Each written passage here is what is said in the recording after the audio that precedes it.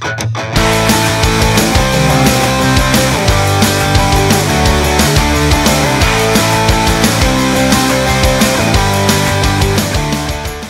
everyone, and welcome back to another episode of College Basketball Power Hour. I'm your host, Nathan, along with Grant. Unfortunately, Dylan could not be here today, but he will be back soon. So let's get right into it. We're going to start with the opening segment that we always start with because this is a power ranking show. One riser and one faller in our rankings from last week to this week. Grant, who is your one riser? Okay, so for riser, I'm gonna have to go with Texas. They weren't able to get the dub yesterday against Villanova, but what they did at Maui was super impressive. I love how this team just gets after it. You know, they play with a lot of tenacity. Matt Coleman, Andrew Jones, Courtney Ramey, all great veteran guards who they play defense and they just attack all game long. You know, I love Brock Cunningham. He he reminds me a lot of former Big Ten Sixth Man of the Year Nicholas Bear at Iowa. They pretty much have the same game. They even have the same shooting form. So I can't help but think about Nick Bear when watching Brock Cunningham. Kai Jones, Greg Brown, they're going to be high draft picks. Kai Jones is super efficient. Greg Brown's still kind of figuring things out. But overall, this Texas team, they're just super fun to watch. They've been really impressive to me so far. And this week I moved them up to number 5 in my rankings. And KenPom has them at 4. So I feel validated in that.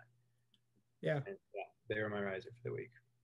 Yeah, I mean, you look at Texas, only lost to Villanova. No shame in that game. They played their hearts out. Love their senior leadership with their guards. Greg Brown's obviously a monster. So they're competitive, and they will continue to be competitive all year. My one riser is UConn. I love the way they played against USC, even without their starting center, Aycock. Isaiah Whaley really stepped in and looked really impressive. Love the way James Bouknight plays. Kind of has the same role as Fats Russell does on Rhode Island. Kind of very similar games there. Both quick guys who can shoot the basketball and really spread it out to their teammates when they're not scoring as well. Love the way RJ Cole plays, really stepped into that number 2 ball handler spot and has really shined in that spotlight. So obviously they're transitioning to the Big East this year, but I like them to remain competitive in that conference. I think they'll do a really good job there. Have them at 22 this week, first time appearing in my rankings, and I think they're definitely deserving of that spot. Yep. So moving on, who is your rise or faller, Grant, for this week? So as a Virginia fan, I feel like I'll get out ahead of this and just take one for the team here. I'm not panicking yet about Virginia, but I'm very concerned.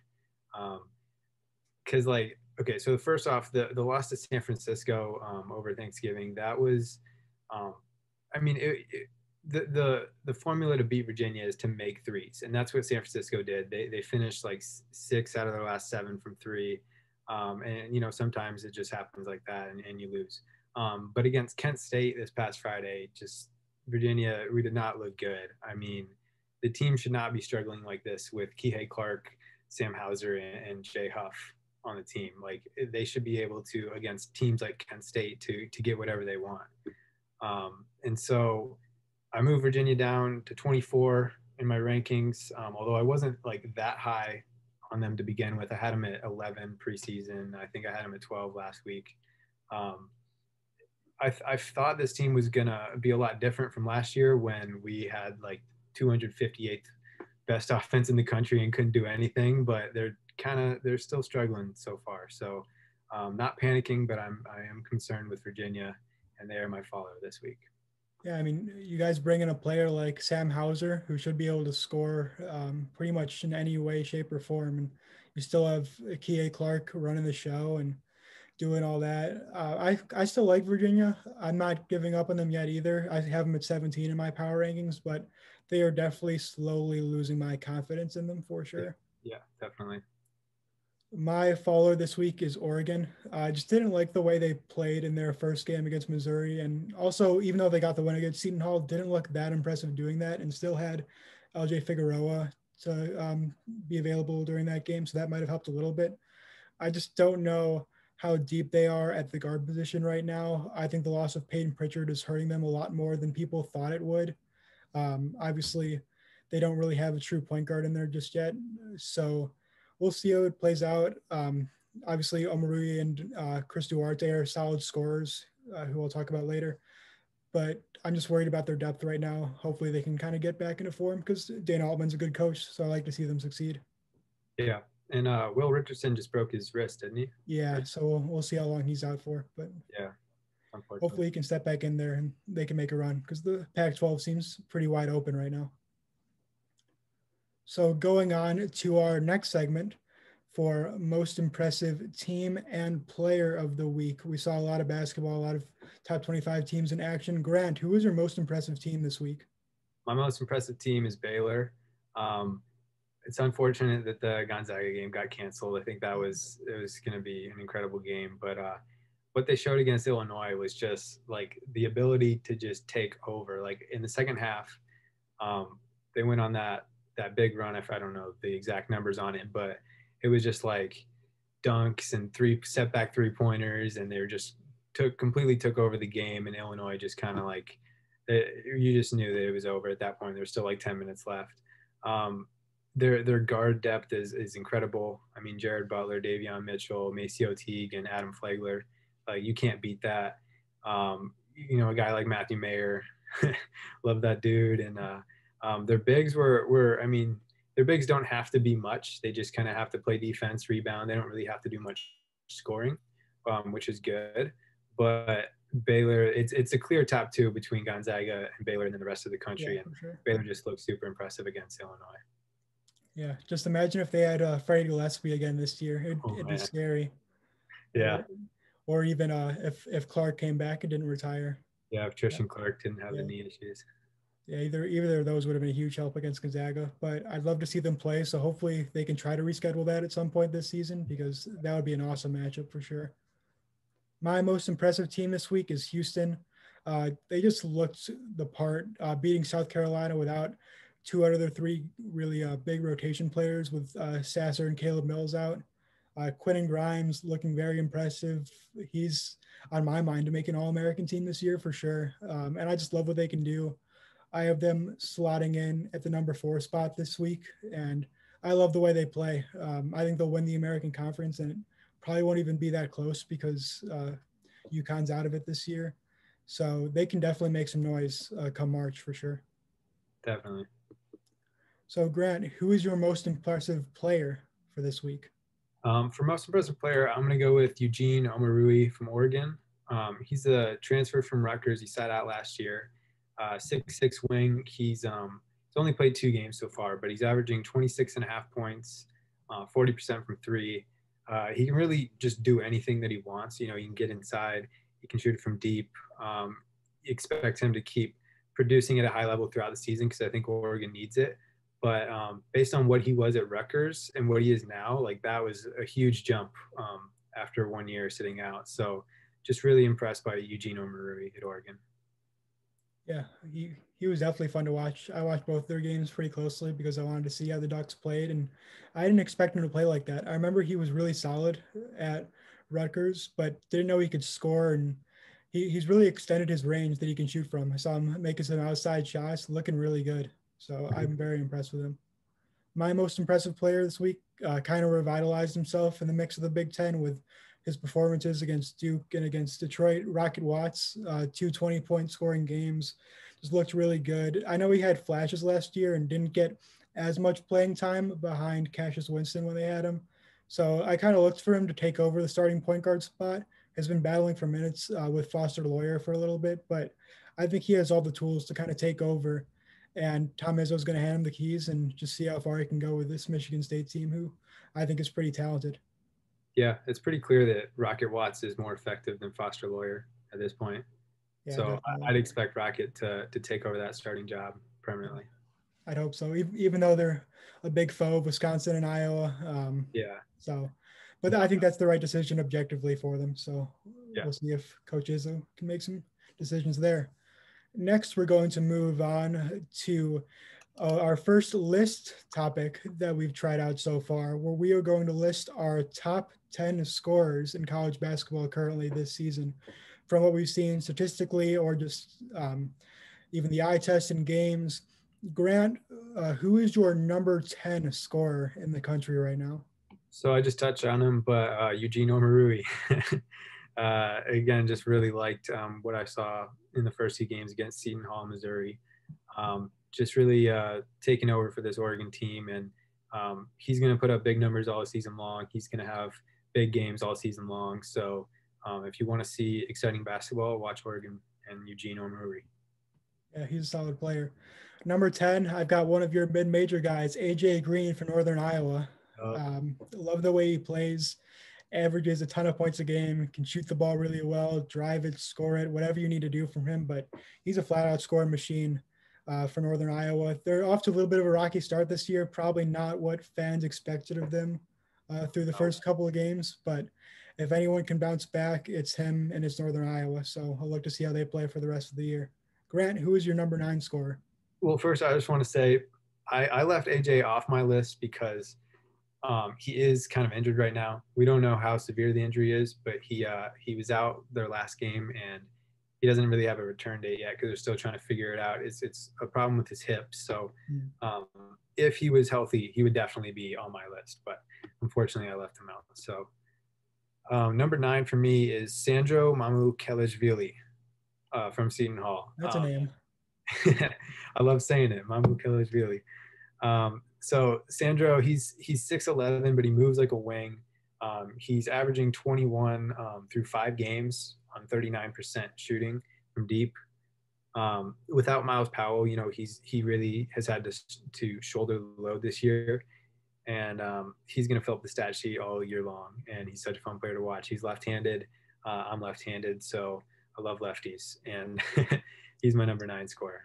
Yep, as a fellow left-hander over here, I definitely love lefties as well. At my number 9 spot, I have Trace Jackson Davis. Looked really impressive, especially last game against Stanford when he dropped 31 on them. They have a couple talented big guys there as well.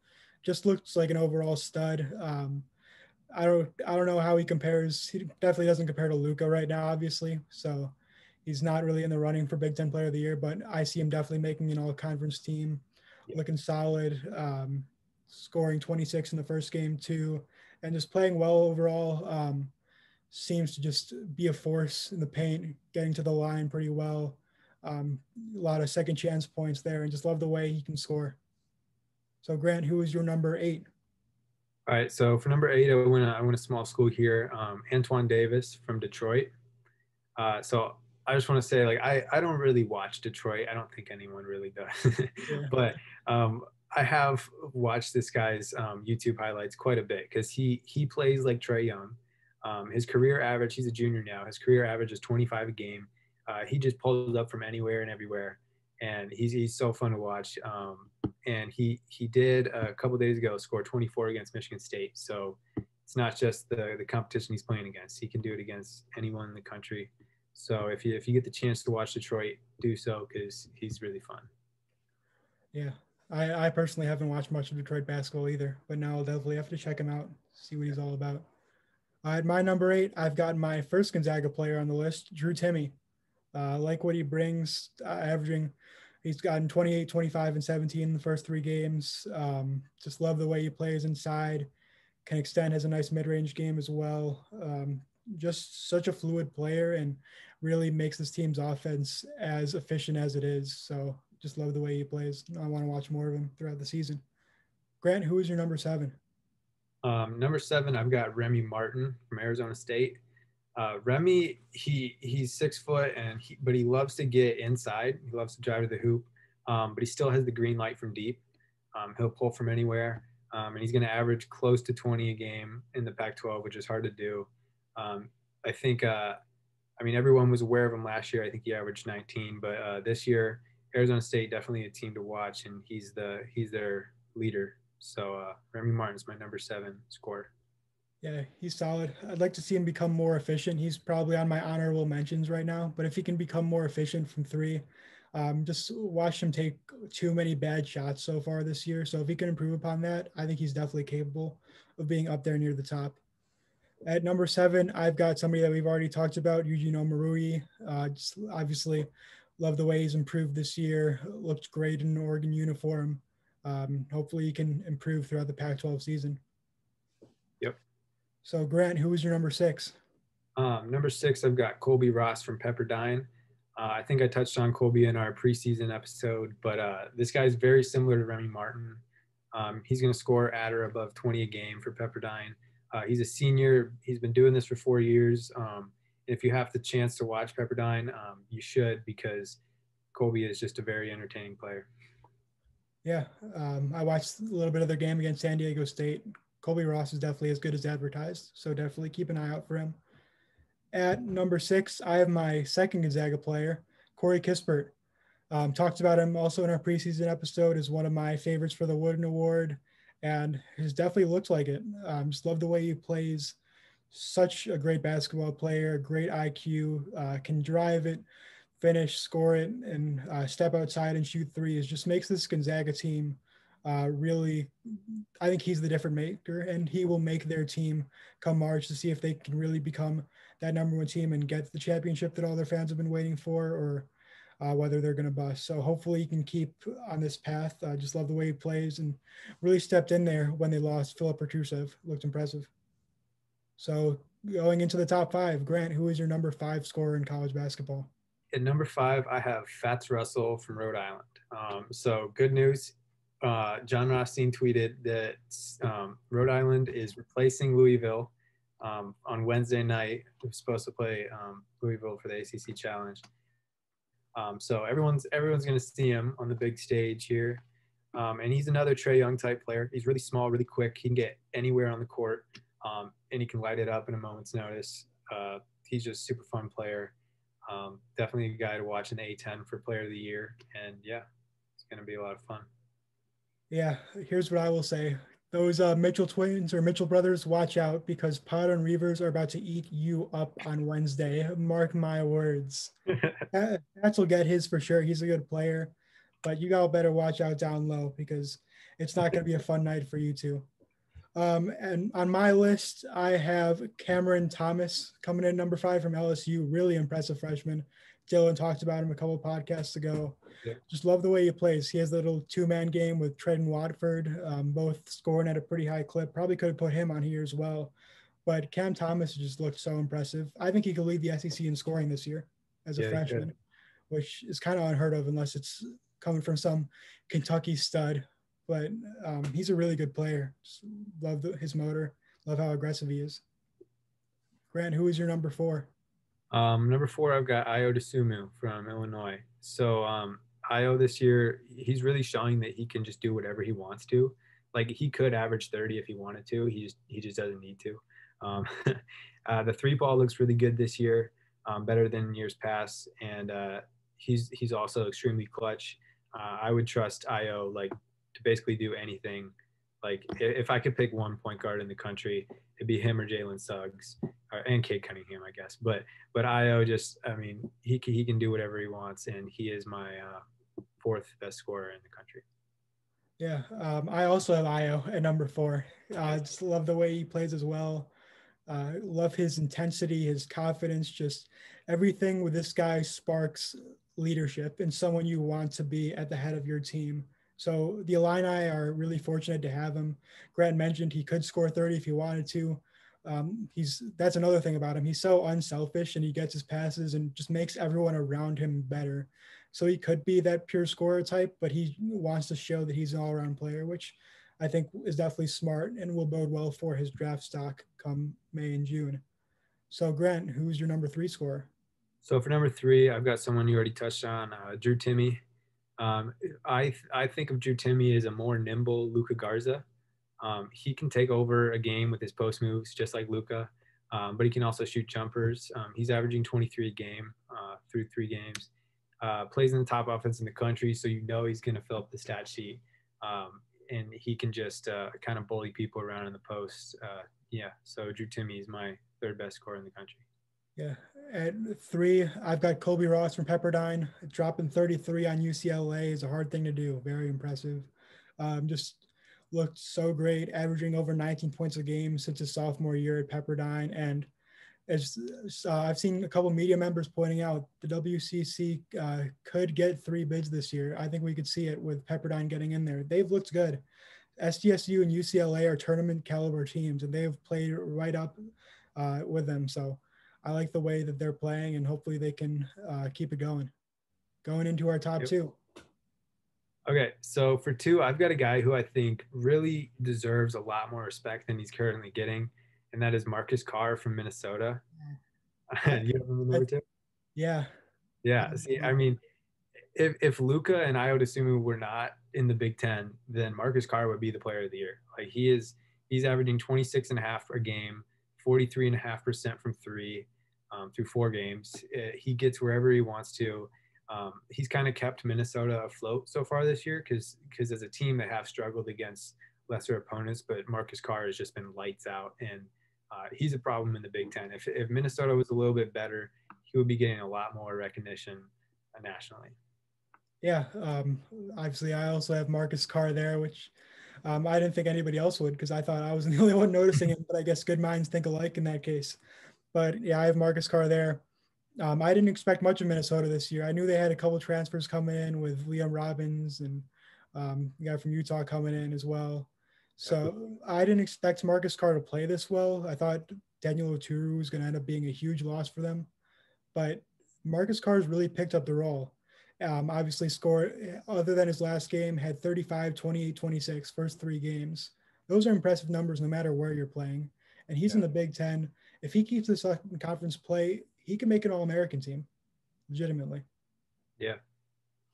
Going on to number one. I think I know the answer to this, but yeah, I think we know the answer to this. It's Luka Garza. Yeah, don't really have to say much about Luka except for I don't know. We've already seen it. Last year he put up like the best statistical year by a Big Ten player that we've seen.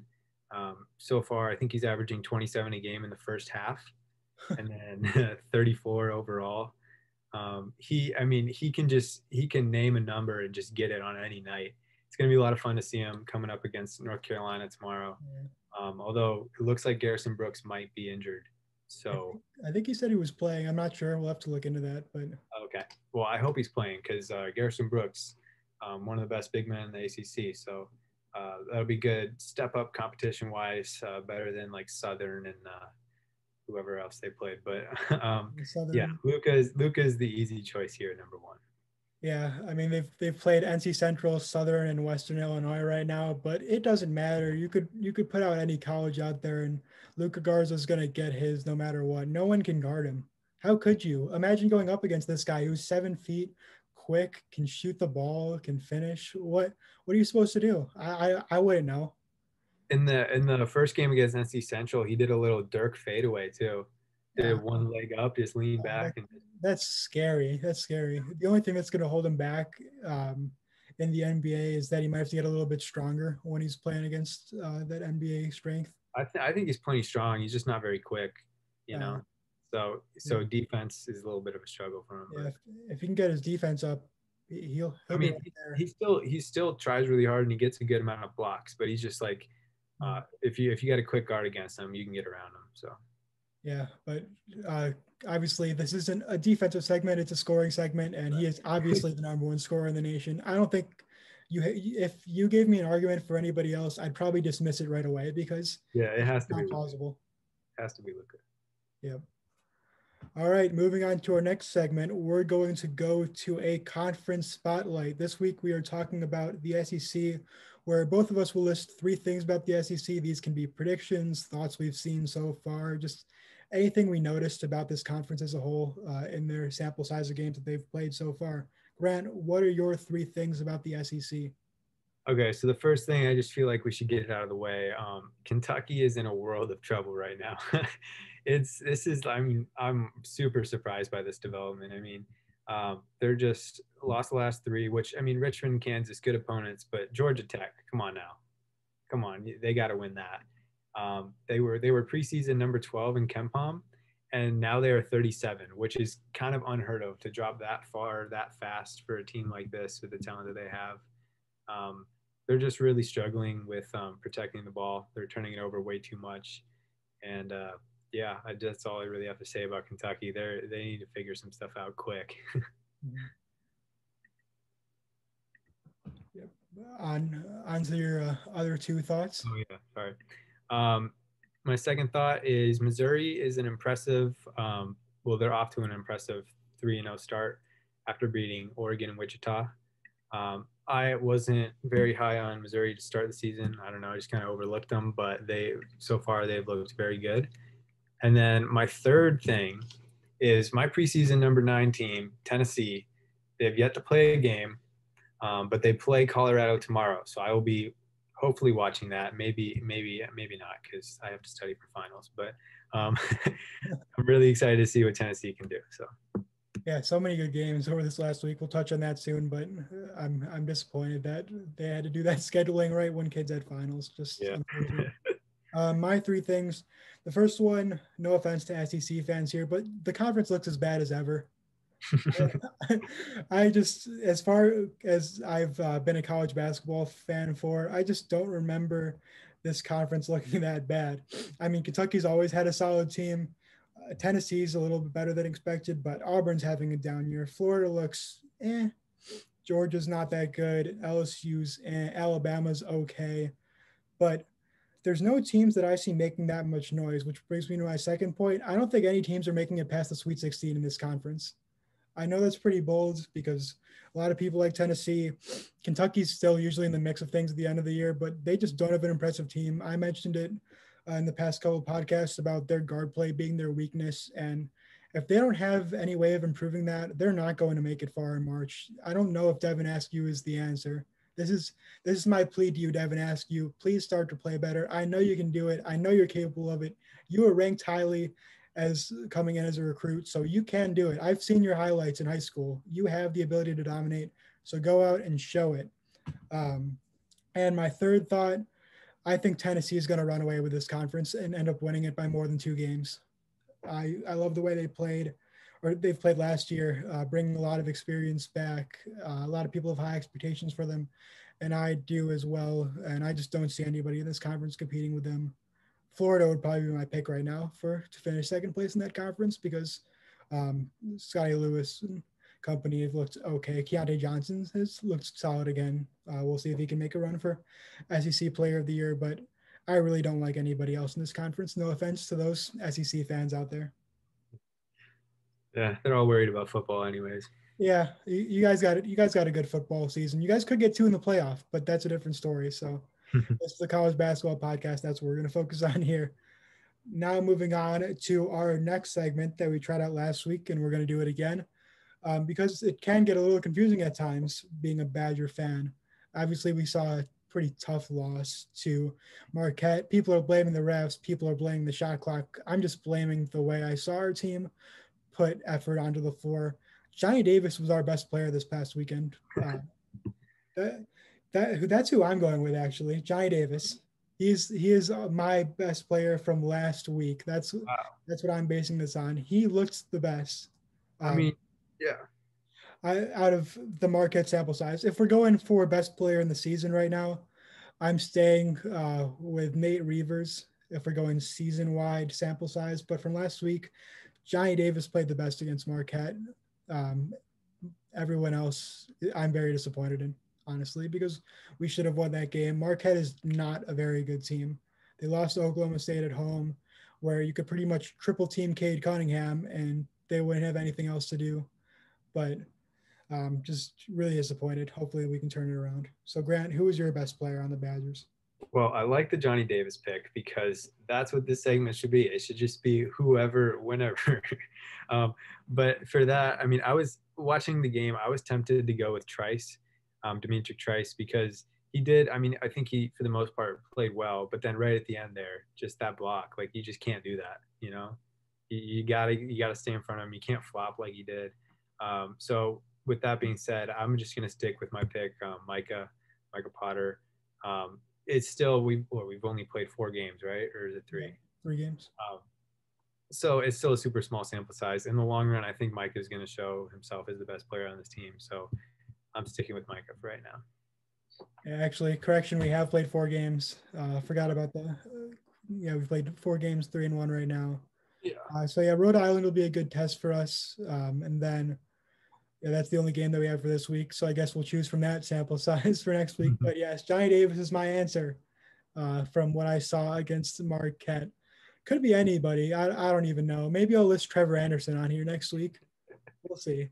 Grant knows how I feel about him though. So all right, moving on to our last segment of the day. We're going to talk about some impact matchups for our viewers to look out for during this week. Obviously, it's a big week, Big Ten ACC Challenge happening, lots of top 25 matchups going on. Grant, what are some impact matchups? I could go any different number of ways with this, but if I have to pick three, first I got to highlight North Carolina, Iowa tomorrow night, 6:30. This is Iowa's first test. North Carolina may have the deepest front court in the country. Garrison Brooks, Day'Ron Sharp, Mondo Baycott, Walker Kessler, super good group there. Obviously, Iowa brings Luka to the table. I'm excited to see what Iowa does against a team with more athleticism than Southern and Western Illinois. Secondly, I'll go with San Diego State, Arizona State on Thursday night. I just think that these two teams are really intriguing to me because San Diego State, obviously, like I'm always going to think about like what could have been with that team last year. But this team is still a good team this year. So don't let that cloud hang over them. They can beat Arizona State. And this is just really fun West Coast game on Thursday night. And then Sunday at noon, I'm going to highlight Richmond, West Virginia. This Richmond team, super fun to watch. West Virginia has been really impressive so far. I think I have West Virginia at number 7 in my rankings and Richmond at 15. Or wait, is this game even being played? Is Richmond still on pause? I don't know. I think they are still on pause. They might get off of it before. Yeah, it's actually not listed in the calendar right now, so it might not be. Oh, I just realized that Richmond was on pause. So here, how about this? I'll just go with my team, Texas Baylor on Sunday. Like, That's a good game. Come on, Texas. They're my bandwagon team this year. And Baylor, obviously number 2 team in the country.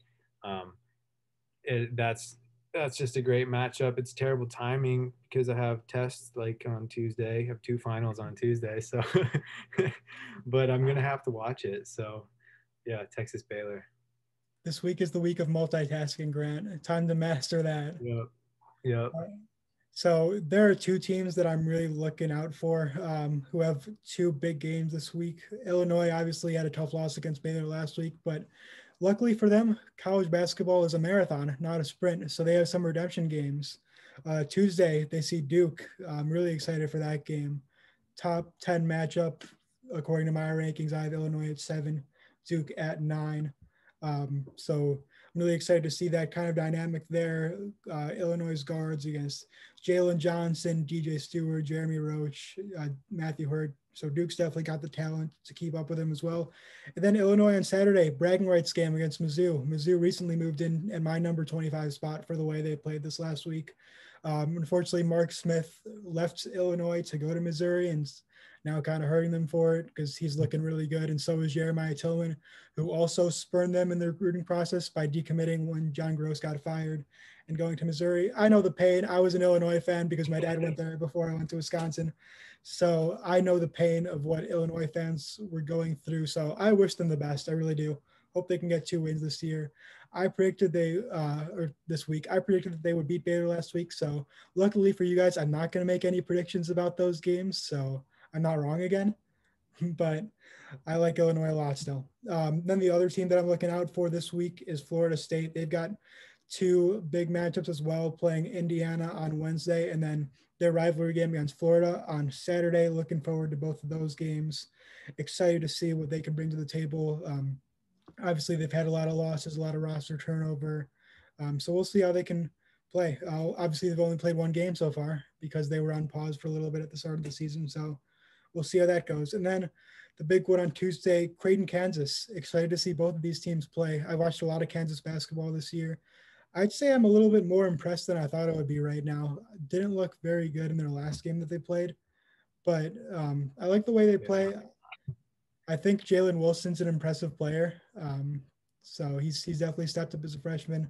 Marcus Garrish has got to become that leader for their team if they're going to be successful. And then Creighton, I haven't seen them at all this year, so I'm excited to see the way they play. Right, yeah. All right, well, that is it for this week's college basketball Power Hour conference. Got a full slate of games. Make sure everyone out there goes and watch them. But if you're a college student just like us, good luck on finals. Hopefully you guys can do well in those and succeed in the classroom and outside of it as well. So for College Basketball Power Hour, I'm Nathan Bay. We'll see you all next time.